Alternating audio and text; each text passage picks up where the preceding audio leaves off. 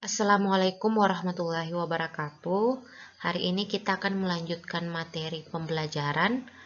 Kita pindah ke bab selanjutnya dengan judul Fluida Dinamis. Adapun materi pokok yang akan kita bahas hari ini, yang pertama atau yang bagian A adalah pengertian dan ciri-ciri fluida dinamis, yang ke B adalah jenis aliran fluida, dan bagian C adalah debit fluida.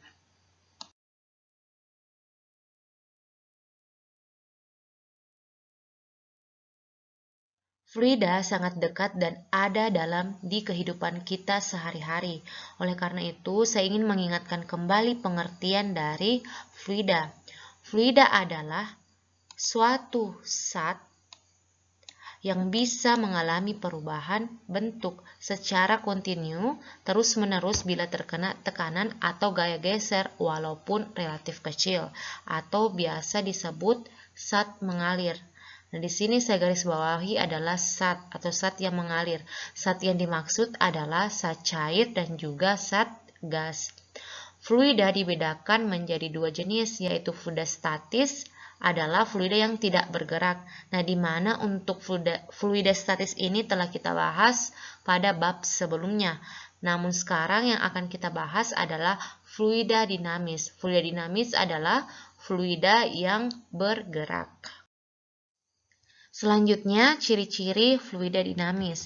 Yang pertama, fluida dianggap tidak kompresibel atau tidak termampatkan, artinya tidak mengalami perubahan volume atau massa jenis ketika ditekan saat mengalir. Yang kedua, fluida tidak mempunyai kekentalan atau viskositas, artinya fluida dianggap bergerak tanpa gesekan ketika mengalir dengan permukaan dinding.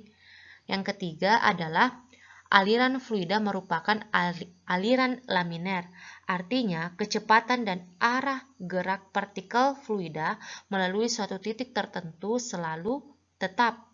Dan yang terakhir adalah tak tergantung waktu atau tunak, artinya kecepatannya konstan pada titik tertentu.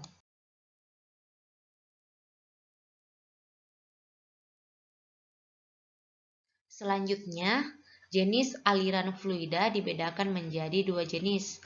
Yang pertama, aliran laminer. Aliran laminer adalah aliran fluida di dalam pipa sejajar dengan dinding pipa. Untuk gambar jelasnya dapat dilihat pada tampilan berikut.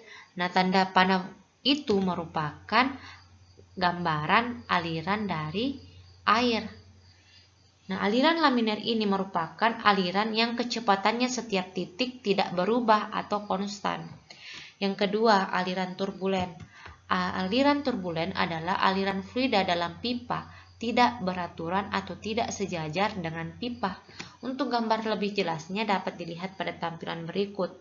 Nah, aliran turbulen ini mengakibatkan fluida pada titik tertentu dapat mengalami perubahan.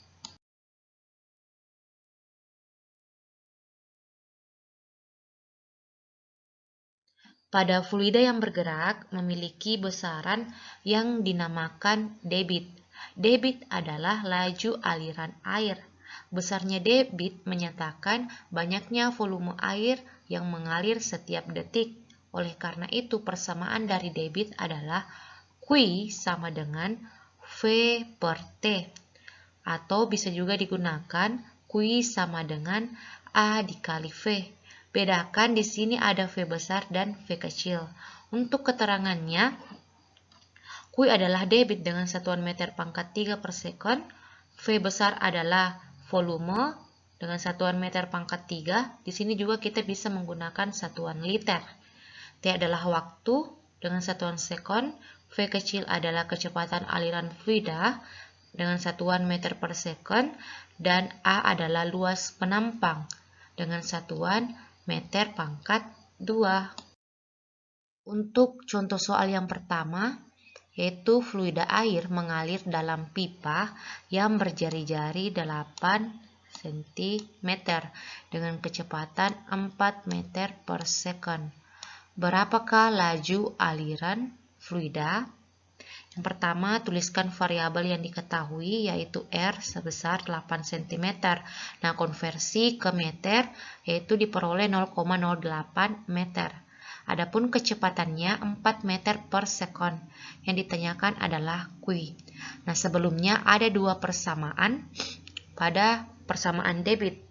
Nah, kita gunakan persamaan yang kedua, yaitu Q sama dengan A dikali V. Karena berdasarkan variabel yang diketahui, rumus itulah yang cocok. Nah, diketahui bahwa pipa ini merupakan berbentuk lingkaran. Oleh karena itu, untuk A-nya kita ubah menjadi luas penampang lingkaran, yaitu PR kuadrat.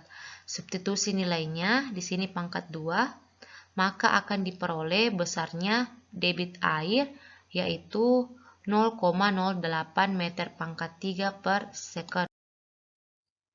Sebuah bak mandi akan diisi dengan sebuah air, mulai pukul 7.20 hingga 7.50. Jika debit air 10 liter per menit, maka berapa liter K volume air yang ada dalam bak mandi tersebut? Yang pertama, tuliskan variabel yang diketahui. Berdasarkan soal di sini ada variabel waktu dan juga debit air. Nah, untuk waktunya diperoleh 30 menit karena selisih antara 7.20 hingga 7.50. Kemudian debit air 10 liter per menit. Nah, di sini kita tidak perlu melakukan konversi satuan karena sudah sama-sama di sini menggunakan menit. Yang ditanyakan adalah volume. Nah, berdasarkan pada persamaan debit, kita menggunakan persamaan yang pertama karena bersesuaian dengan variabel yang diketahui. Nah, ini. Kemudian kita kali silang karena yang ditanyakan adalah volume.